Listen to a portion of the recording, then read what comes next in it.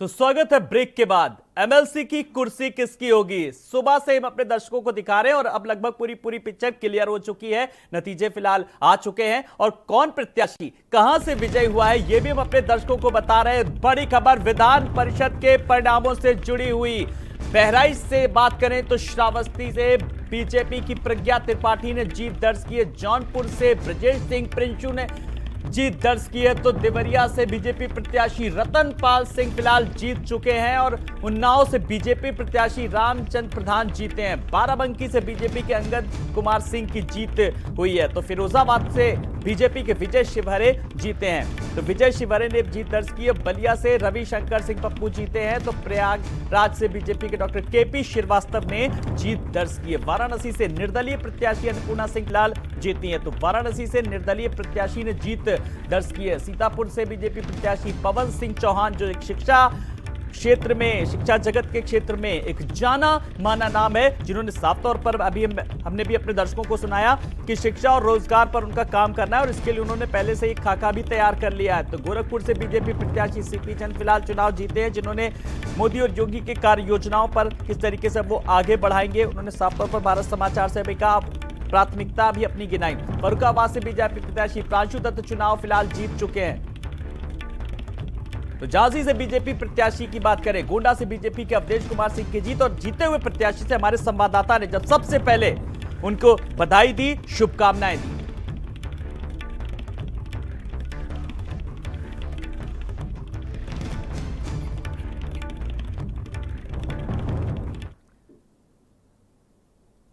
तो जीते हुए प्रत्याशी से लगातार हमारे संवाददाता जब जैसे ही नतीजे आए हमारे संवाददाता पहुंचे उनके पास, उनसे उनकी राय जानी और सबसे बड़ी बात उनको शुभकामनाएं दी और उनसे उनकी प्राथमिकताएं भी जानी। कौन कौन से विजयी प्रत्याशी हैं जिन्होंने जीत दर्ज कराई, हमारे संवाददाता ने उनसे बात की, शेयर करना चाहेंगे अपने दर्शकों से। देखिए, औपचारिक ऐलान भले ही बाकी है लेकिन 3266 वोटों से एक बड़ी विक्ट्री हासिल की है। एक तरफा चुनाव हुआ है, स्लाइड हो गया है। दिलीप यादव जो सपा के प्रत्याशी हैं कहीं फाइट में ही नहीं आए, एक तरफा चुनाव हो गया। अब उन्होंने अपनी प्राथमिकताएं बताई हैं कि मैं आगे क्या क्या करूंगा जनता के लिए, कैसे विकास में काम करूंगा। और अब ये देखिए विजय जुलूस निकलना शुरू हो चुका है। ये विजय शिवहरे हैं, ये विजय जुलूस निकल रहा है, इनको पूरी मीडिया ने घेर लिया है और इस समय काफी खुश नजर आ रहे हैं। एक बड़ी जीत हासिल की है, एक तरफा चुनाव है। विधायक खेरागढ़ भी इनके साथ हैं, कई भाजपा कार्यकर्ता हैं।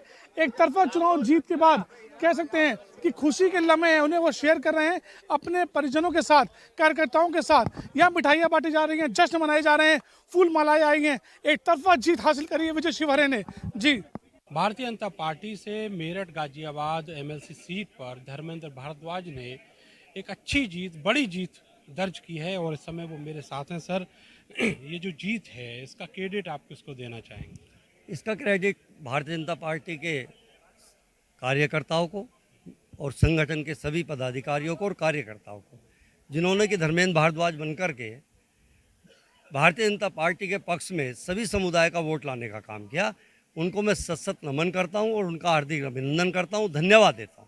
सर, मेरा सवाल ये है कि अभी हाल ही के विधानसभा चुनाव में मेरठ में जो मैक्सिमम सीट हैं वो सपा आरएलडी के गठबंधन की तरफ गई, लेकिन इस बार जो एमएलसी का चुनाव हुआ उसमें बहुत कम अंतर था, लेकिन बावजूद इसके जो पूरा पलड़ा था वो बदला हुआ। ये शुभ संकेत है कि जो अभी चुनाव हुए विधानसभा के, उन चुनाव में जो विपक्ष में वोट गया, हमारी भारतीय जनता पार्टी के विपक्ष में वोट गया, आज वो वोट हमें मिला, तो एक बड़ा शुभ संकेत है 2024 के लिए। बहुत बहुत शुक्रिया आपका। तो धर्मेंद्र भारद्वाज एक बड़ी जीत दर्ज करने के बाद हमारे साथ थे और पश्चिमी उत्तर प्रदेश में जिस तरीके से रिजल्ट रहे थे विधानसभा चुनाव में, उसको देखते हुए एमएलसी चुनाव में बीजेपी का पलड़ा भारी दिख रहा है। कैमरा सहयोगी सानू के साथ में नरेंद्र, भारत समाचार, मेरठ। उत्तर प्रदेश सरकार में राज्य मंत्री स्वतंत्र प्रभार दिनेश प्रताप सिंह एमएलसी का चुनाव विजयी हो चुके हैं। हमारे साथ यहाँ पर मौजूद, अभी जाने की बात करेंगे। सर, आपने हैट्रिक लगाई है, क्या कहना चाहेंगे? रायबरेली के पंचायत प्रतिनिधियों की हैट्रिक लगी है। हम तो सेवक हैं, जहां सम्मान पंचायत प्रतिनिधियों का आवश्यक था, पंचायत प्रतिनिधियों ने हमको वहां तक पहुंचाया, मैं उसके लिए धन्यवाद देता हूं। भारतीय जनता पार्टी जो हमारी पार्टी है, जिसने हमको इस लायक समझा है, निश्चित तौर से जीत भारतीय जनता पार्टी की है, मोदी जी की है, योगी जी की है, हमारे भारतीय जनता पार्टी के कार्यकर्ताओं की है, रायबरेली जनपद के सभी पंचायत प्रतिनिधियों की है। मैं आभार व्यक्त करता हूं, धन्यवाद देता हूं भारतीय जनता पार्टी का कि उन्होंने अपना आशीर्वाद देकर के रायबरेली जनपद में मुझे प्रत्याशी बनाया और प्रत्याशी बनाने के बाद पंचायत प्रतिनिधियों को मैं धन्यवाद देता हूं कि ये ऐतिहासिक जीत जो 94-95% मत के साथ जीत हुई है, निश्चित तौर से रायबरेली के इतिहास के लिए ये बहुत महत्वपूर्ण है। इस तरह की जीत बहुत कम देखने को मिलती है और मैं इसके लिए रायबरेली के पंचायत प्रतिनिधियों का, रायबरेली के आम नागरिकों का, रायबरेली के जन जन का बहुत बहुत धन्यवाद देता हूँ। ये हमारे साथ एमएलसी व राज्य मंत्री स्वतंत्र प्रभार दिनेश प्रताप सिंह थे। इन्होंने जो जीत पे जो है प्रदेश नेतृत्व को जो धन्यवाद ज्ञापित किया। उनका साफ कहना है कि जो पंचायत प्रतिनिधि थे उन्होंने इनको भरपूर सम्मान दिया है, जिससे लगभग जो 94% मत अकेले बीजेपी प्रत्याशी दिनेश प्रताप सिंह को मिले हैं। रोहित मिश्रा, भारत समाचार, रायबरेली। जीत जीतने वाले सीपी चंद जी, सर आज जीत के बारे में क्या कहेंगे? मैं धन्यवाद दूंगा, मैं आभार व्यक्त करूंगा हमारे गोरखपुर महाराजगंज के जनप्रतिनिधियों का, जिन्होंने इतना भरपूर समर्थन और आशीर्वाद हमें दिया। और मैं धन्यवाद करूंगा माननीय मुख्यमंत्री जी का कि उन्होंने विश्वास जताया मेरे ऊपर में। और मैं धन्यवाद दूंगा और आभार व्यक्त करूंगा हमारे भारतीय जनता पार्टी के समर्पित कार्यकर्ताओं का कि जिन्होंने इतनी मेहनत करके इतनी शानदार सफलता प्राप्त की। बीते 6 साल में आपने बहुत ही जनहित कार्य किए, इस बार क्या आप करना चाहें? क्या चीज़ रह गई आप सोचते हैं कि उसको करना है? देखिए, भारतीय जनता पार्टी जो है वो जब भी भारत सरकार में आती है वो पंचायत प्रतिनिधियों की स्वायत्तता और उनके अधिकारों की बात करती है।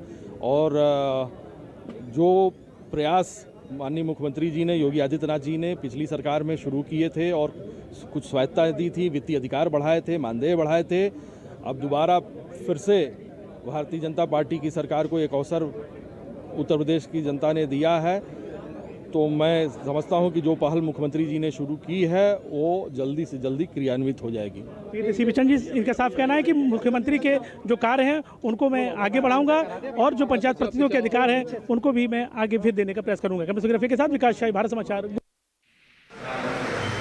लगातार हमारे संवाददाता हमारे साथ जुड़ रहे हैं। झांसी से एसएस झा और गोंडा से राजेश हमारे संवाददाता फिलहाल जुड़ गए हैं। अगर बात करें एसएस झा, जिस तरीके से महिला जो प्रत्याशी रही हैं उन्होंने भी जीत दर्ज कराई और अपने काम को लेकर के वो भी काफी उत्साहित नजर आई। एसएस झा, बिल्कुल सही बात है। रमन रंजन जीती है, झांसी से भारतीय जनता पार्टी के प्रत्याशी थे, जबकि श्याम सुंदर सिंह जो यादव थे समाजवादी पार्टी से थे उनको 1513 वोट मिला है। और जो भारतीय जनता पार्टी प्रत्याशी रमन रंजन थी उनको 2000 के करीब उनको ऊपर वोट मिला है। लेकिन आपको बात करें तो 672 वोटों से जो भारतीय जनता पार्टी की प्रत्याशी थी रमन रंजन जी जीती हैं। लेकिन उनका ये कहना है कि अब क्षेत्र में कोई भी काम अधूरे नहीं रहेंगे।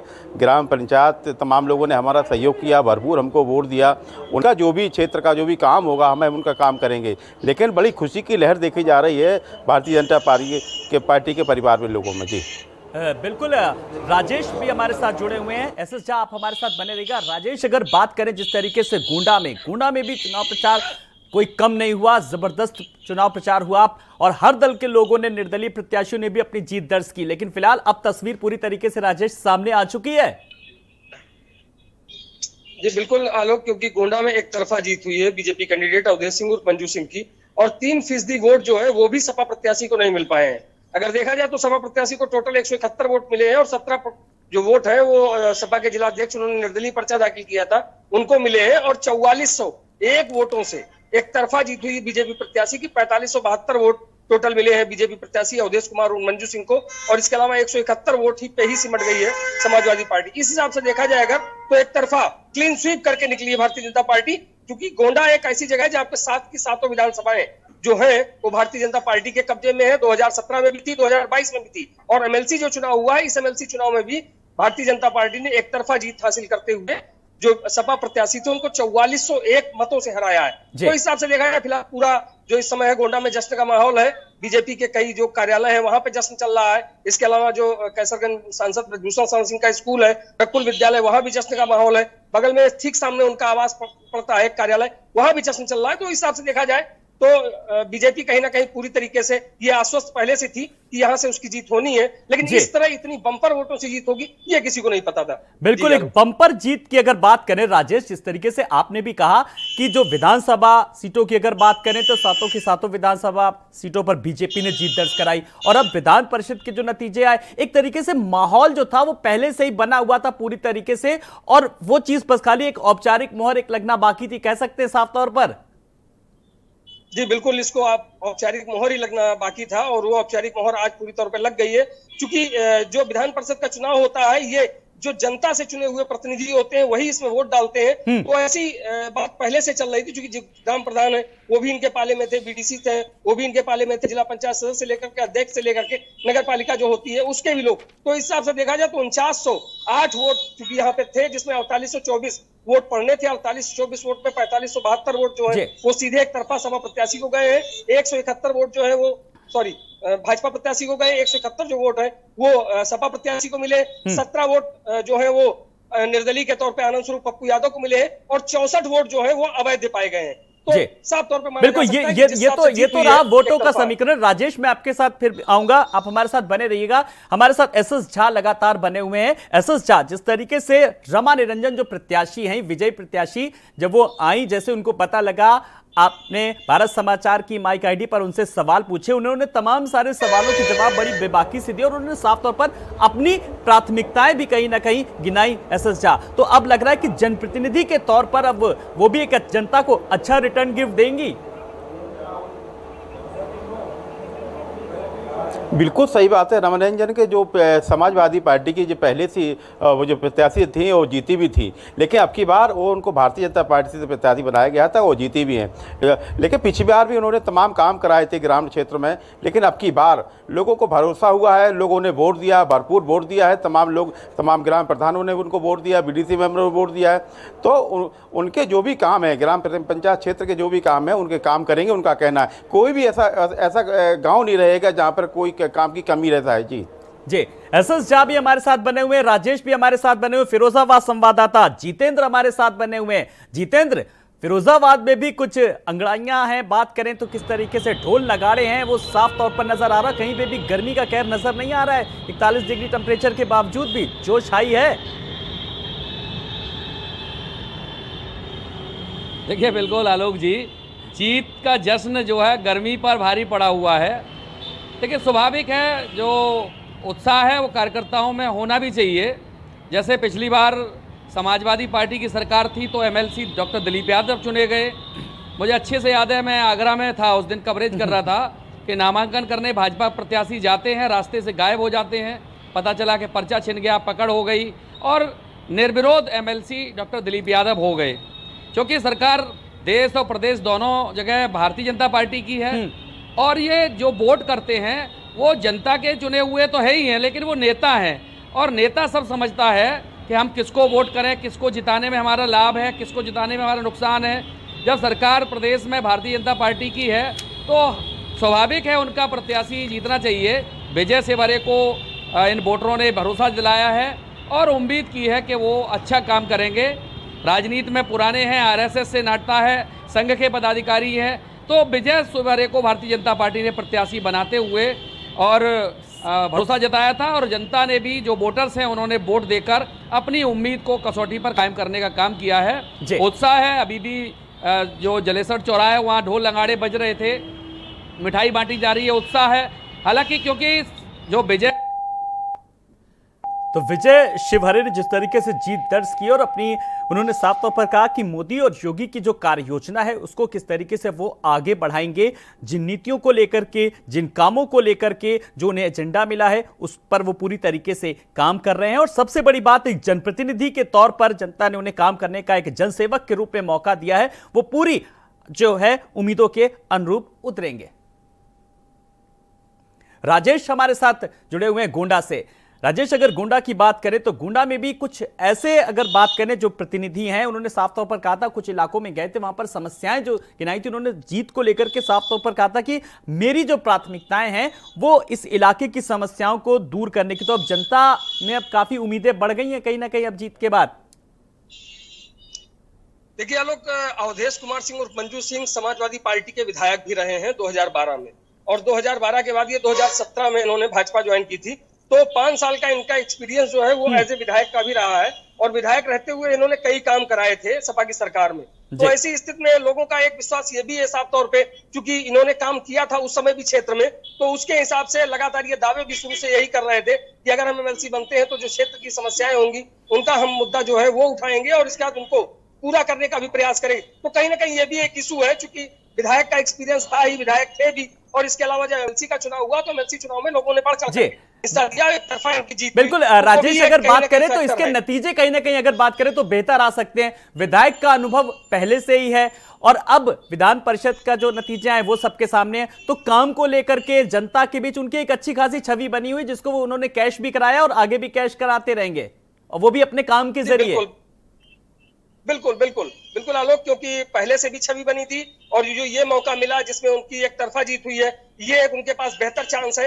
आगे आने वाले जो 6 साल हैं, इस 6 सालों में अगर ये कुछ बेहतर करते हैं तो आगे चल करके इनकी जो पोजीशन है वो कहीं और बढ़ने की उम्मीद है। क्योंकि कारण ये है कि 5 साल विधायक रह करके जो इन्होंने काम किए थे सपा की सरकार में, अब भाजपा की सरकार में एमएलसी बनने के बाद ये क्या काम करेंगे, चुनौती तो है ही है, लेकिन जो एक्सपीरियंस है वो भी कहीं ना कहीं काउंट होना है। जी बिल्कुल, आप हमारे साथ बने रहिए। हमारे साथ विकास शाही जुड़ गए हैं गोरखपुर से। विकास, जिस तरीके से आपने बात की सीपी चंद्र जी से प्रत्याशी जब हुए तो उन्होंने भी बहुत काफी खुश नजर आए अपनी जीत को लेकर के, लेकिन एक कॉन्फिडेंस, जो आत्मविश्वास था, वो साफ तौर पर पहले से ही कह रहे थे कि जीत हमारी ही होनी है, और आखिरकार नतीजे भी कुछ वैसे ही आए, क्योंकि उन्हें अपने काम को लेकर के, अपनी पार्टी की नीतियों को लेकर के पूरी तरीके से विकास कहीं ना कहीं भरोसा था। बिल्कुल सही कहा आपने। सीपी चंद की जो गिनती होती है एक सौम्य, ईमानदार और एक बेहतरीन व्यक्तित्व के व्यक्ति के रूप में होती है। इससे पहले 2016 में ये सपा से जीते थे और इस बार वो रिकॉर्ड मतों से भारतीय जनता पार्टी के प्रत्याशी के रूप में समाजवादी पार्टी को प्रत्याशी रजनीश यादव को उन्होंने हराया है।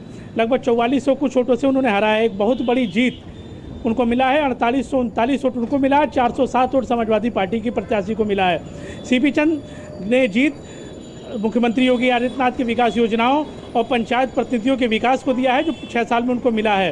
लेकिन जिस तरह से उनको जीत मिली है उससे लोगों का, और उन्होंने साफ कहा है कि मैं दोबारा लोगों की सेवा करूंगा। जो पंचायत प्रतिनिधि होते हैं उनका जो अधिकार होता है, उनके विकास के काम होते हैं, उनको लगातार जो 6 साल मैंने बढ़ाए फिर उनको आगे बढ़ाऊंगा, क्योंकि भारतीय जनता पार्टी मुख्यमंत्री योगी आदित्यनाथ के रूप में बहुत ही बेहतरीन काम कर रही है। खासकर पंचायती राज के उसमें एक बेहतरीन काम कर रही है, और मैं के एमएलसी के रूप में वहाँ बैठूंगा तो पंचायत प्रतिनिधियों का मैं पूरा जो सहयोग करूंगा, उनके विकास की बात करूंगा। रही जीत की बात, तो शुरू से ही ये समीकरण ठीक थे कि भारतीय जनता पार्टी के प्रत्याशी जीतेंगे, क्योंकि गोरखपुर महाराजगंज में जो 14 सीटें हैं उसमें 13 भारतीय जनता पार्टी के विधायक जीते हैं और 1 कांग्रेस का। उसके साथ मेयर उनका है, ब्लॉक प्रमुख उनके हैं, जिला पंचायत अध्यक्ष उनके हैं, जिला पंचायत सदस्य उनके हैं। तो समीकरण पूरी तरह भारतीय जनता पार्टी के प्रत्याशी के पक्ष थे। बस 12 तारीख का इंतजार था कब वो औपचारिक घोषणा हो, और आज घोषणा हुई कि 4400 कुछ वोटों से उन्होंने समाजवादी पार्टी के प्रत्याशी को हरा दिया है। अच्छा विकास, आपने भी कहा मेयर उनका, ब्लॉक प्रमुख उनका, सारी की सारी जितनी है वो जिम्मेदारियां अब बीजेपी के पास आ गई हैं, तो अब लोगों के ज़हन में भी गोरखपुर सीट को लेकर के बड़ा उत्साह रहता है। आप जानते हैं, शायद मुझे कुछ कहने की ज़रूरत नहीं है, सवाल पूछने की ज़रूरत नहीं है, लेकिन एक सवाल ये है विकास मेरा कि अब लोगों के ज़हन में अब ये है कि अब गोरखपुर में तो या आसपास के पूरे क्षेत्रों में जहाँ पर अब पूरी तरीके से साफ तौर पर कह सकते हैं कि अब विकास की गंगा बहेगी अब तो। नहीं, बीते 5 साल की बात की जाए तो गोरखपुर अब वो गोरखपुर नहीं रहा है। सूबे के मुख्यमंत्री जो पहले सांसद थे, बाद में एमएलसी हुए और यहाँ मुख्यमंत्री हुए, लेकिन वो मुख्यमंत्री अब यहाँ के नगर विधायक भी हैं। 5 साल में गोरखपुर में जो 5 साल पहले आया होगा और 5 साल बाद आया होगा, पहचान ही नहीं पाएगा कि वो गोरखपुर है। गोरखपुर विकास की नई ऊंचाइयाँ छू रहा है और अगले 5 साल में वो एक बेहतरीन शहर के रूप में स्थापित होगा, इसमें किसी को भी कोई शंका नहीं है। हाँ, लेकिन जिस तरह से पंचायत के क्षेत्र में हुआ, क्योंकि जो जिला पंचायत के और पंचायत के चुनाव हुए थे उसमें करारी हार मिली थी भारतीय जनता पार्टी को, लेकिन जिस तरह से उनके प्रत्याशी जीते हैं, अब पंचायत के क्षेत्रों में भी लग रहा है कि भारतीय जनता पार्टी अच्छा करेगी और आगामी जो पंचायत के चुनाव होंगे उसमें वो अच्छा प्रदर्शन करेगी, क्योंकि सीएम योगी एक विकास का नाम है और सीएम योगी यहाँ के नगर विधायक हैं। तो विकास किसी पंचायत प्रतिनिधि के उस पर नहीं है, या सीएम योगी के चेहरे पे होगा, और सीएम योगी मुख्यमंत्री के साथ साथ गोरखपुर शहर के नगर विधायक भी हैं। जी बिल्कुल विकास, मैं आपके पास आऊंगा, हमारे साथ जुड़े रहिए। झांसी से संवाददाता एसएस झा हमारे साथ लगातार जुड़े हुए हैं, हमारे तमाम जिलों के संवाददाता हमारे साथ जुड़े हुए हैं, राजेश भी हमारे साथ जुड़े हुए हैं, जितेंद्र भी हमारे साथ बने हुए हैं। मैं झांसी की ओर रुख करूंगा जहां पर एसएस झा हमारे साथ जुड़े हुए हैं। एसएस झा, जिस तरीके से आपने प्रत्याशी से भी बात की, अगर हम इलाके की अगर समस्याओं की बात करें, जरूरतों की बात करें, सबसे बड़ी बात यह है कि जो पंचायत के जो प्रतिनिधि हैं उनके अधिकारों को लेकर के लगातार ये सवाल उठता रहा है। तो अब इस संदर्भ में कहीं ना कहीं काम करने की ज्यादा कुछ जरूरत है, जो पिछले काफी समय से महसूस भी की गई। देखिए, जीते हुए जो प्रत्याशी है रमा निरंजन ने बताया है कि अभी अब की बार तमाम, जैसे कि गांव देहात में सिर्फ पानी की समस्या होती है और बुंदेलखंड में हमेशा पानी की समस्या बनी रहती है। तो सबसे पहले जिस गांव में हैंडपंप की कमियां हैं वहाँ हैंडपंप लगवाएंगे, सड़कें हैं, सड़कें टूटी पड़ी हैं वो सड़कें बनवाएंगे, तमाम ऐसे उन्होंने वादे हमें किए हैं। लेकिन जिस तरीके से रमा निरंजन की बात करें, रमा निरंजन का व्यवहार की बात करें, उनका अच्छा व्यवहार रहा, इस पार्टी में इनको शामिल किया गया है, इसके बाद उन्हें जीत हासिल की है। लेकिन अब की बार तमाम लोगों ने जो वोट दिया है, ग्राम प्रधानों, बीडीसी वगैरह सब लोगों ने वोट दिया है, तो कहीं ना कहीं उनको भी आशा है कि हमारे गांव में विकास होगा। जी जी बिल्कुल। एसएस जागर में विधानसभा चुनाव से अगर तुलना करूं तो राशन, शासन, प्रशासन और ये बात कही जा रही थी। लेकिन अगर बात करें जब एमएलसी चुनाव को लेकर के अगर बात करें तो फिलहाल वहां पर कुछ और भी मुद्दे थे जिनकी लोगों को काफी आस थी कि हमारे प्रत्याशी आएंगे और हमारे इलाके में काम कराएंगे। जी बिल्कुल बिल्कुल सही बात है। लेकिन आपको बता दें कि जो रमा निरंजन थी समाजवादी पार्टी की पहले से एमएलसी बनी हुई थी, लेकिन जब उन्होंने पार्टी छोड़ी, पार्टी छोड़ने के बाद जब कुछ लोगों को लगने लगा कि पार्टी में इनको टिकट कैसे मिलेगा, हालांकि श्याम सुंदर सिंह पारीछा को टिकट दिया गया है, लेकिन श्याम सुंदर की बात करें, श्याम सुंदर पारीछा ने क्षेत्र में बहुत काम कराया है। लेकिन उनकी जो वोटों की बात करें, उनको वोट 1513 वोट मिला है, लेकिन फिर भी उनकी वोट अच्छा मिला है उनको भी। लेकिन इनकी कामों की बात करें तो रमा निरंजन ने कहा है कि क्षेत्र में कोई भी ऐसा विकास कार्य नहीं छूटेगा, गाँव-गाँव में तमाम सड़कें और हैंडपंप, पानी की समस्या को हम दूर करेंगे। जी फिरोजाबाद से जितेंद्र भी हमारे साथ जुड़े हुए हैं।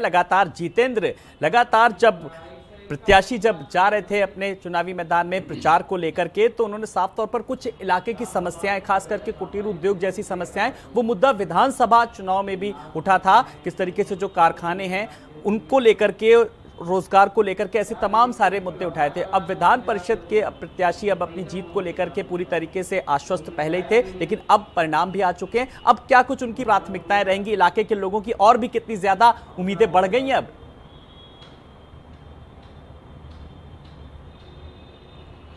देखिए आलोक जी, ये जो विधान परिषद का चुनाव है वो विधानसभा के चुनाव से बहुत ही डिफरेंट रहता है। जैसा कि विधानसभा के चुनाव में जनता की उम्मीदें होती हैं, जनता के मुद्दे होते हैं, लेकिन विधान परिषद जो एमएलसी का चुनाव है वो सीधी नेताओं से जुड़ा होता है, जो जनता के चुने प्रतिनिधि हैं उनसे जुड़ा होता है।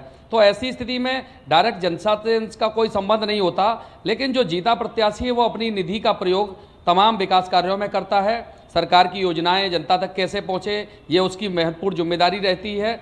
और इन सब बातों को लेकर भारतीय जनता पार्टी, तो आप जानते ही हैं कि बूथ स्तर पर अपना काम करने में सबसे प्राथमिकता दर्ज कराती है। तो ये भाजपा के जो लीडर्स चुने गए हैं, भाजपा के जो एमएलसी हैं, अब विधान परिषद जो परिणाम आए उसके बाद जो एमएलसी विजय से भरे चुने गए हैं, तो ये इनकी प्राथमिकता रहेगी कि जो वादे किए थे, इन्होंने ग्राम पंचायत सदस्यों से वादे किए थे, नगर निकाय के पंचायत के सदस्यों से वादे किए थे, और जो नगर निगम के जो मेंबर्स हैं उनसे वादे किए थे। तो इनकी जिम्मेदारी बनती है कि इन वादों को वो उन लोगों के बीच में जाकर पूरा करें। जनता के बीच में जाने का इसलिए नहीं है क्योंकि जनता से चुनाव नहीं है, लेकिन इसका सीधा फायदा जनता को मिलेगा और उनको चाहिए कि जीतने के बाद 100 दिन का अपना कार्ड बनाएं। बिल्कुल, एक सीधे तौर पर नहीं जुड़ा होता है, लेकिन एक परोक्ष रूप से अगर बात करें तो जो निधि होती है, जो विकास कार्यों में लगाई जाती है, इसलिए आम जनता का कहीं ना कहीं जुड़ाव सीधे तौर पर होता है। और सबसे बड़ी बात, जुड़ाव से भी ज्यादा उम्मीदें होती है कि इस निधि से हमारे क्षेत्र में विकास कार्य होंगे। तो लगातार जिस तरीके से हमारे साथ गोंडा संवाददाता भी हमारे साथ जुड़ गए। बिल्कुल, आपने बिल्कुल सही कहा। जी जी जी, अपनी बात रखें जीते। देखिए आलोक जी, बिल्कुल सही कहा। जो निधि है वो जनता के लिए आती है, और जो एमएलसी हैं, राज्यसभा सदस्य हैं, इन सब की निधि का जनता के विकास कार्यों में प्रयोग होना चाहिए। लेकिन अधिकांश तौर पर आप भी समझते होंगे, देखते होंगे, यहाँ कभी कभी देखा जाता है कि अंधा बांटे रेवड़ी, फिर घर को दे वाली स्थिति रहती थी। अपने चहितों के क्षेत्र में काम कराना, उनकी सड़कें बनाना, उनको नल, समरसेबिल और जो पानी की टंकियां देना, ये सब चीज़ें रहती है। जनता उम्मीद करती है कि क्षेत्र में विकास हो, लेकिन एमएलसी निष्पक्ष विकास कराए, जनता के बीच में अपना काम करे, ये सब चीज़ें प्राथमिकता होनी चाहिए। और मुझे लग रहा है इस बार का जो पूरा प्लानिंग, जो एमएलसी चुने गए हैं, चूँकि भारतीय जनता पार्टी की सरकार है, भाजपा के एमएलसी हैं, तो इनकी जिम्मेदारी के साथ साथ इनकी मौलिक अधिकार भी बनता है कि जनता के बीच में जाकर जनता की उम्मीदों को पूरा करें। जो वादे किए हैं, विधायक निधि लगेगी, उसके साथ साथ एमएलसी निधि लगेगी, तो मुझे लग रहा है डबल विकास होगा जो जनता को दिखाई देना चाहिए। बिल्कुल, हमारे साथ राजेश भी हैं गोंडा से। राजेश, जिस तरीके से एसएस झा ने भी कहा और साफ तौर पर जिस तरीके से लगातार हमारे संवाददाता राजेश ने भी कहा, एसएस झा ने भी कहा, विधायक निधि लगेगी और एमएलसी चुनाव को जो निधि लगेगी, ये एक विकास की गंगा साफ तौर पर कहा जा सकता है। तो डबल विकास भी होगा उसी तरीके से, साफ तौर पर अब इस बात से नकारा नहीं जा सकता।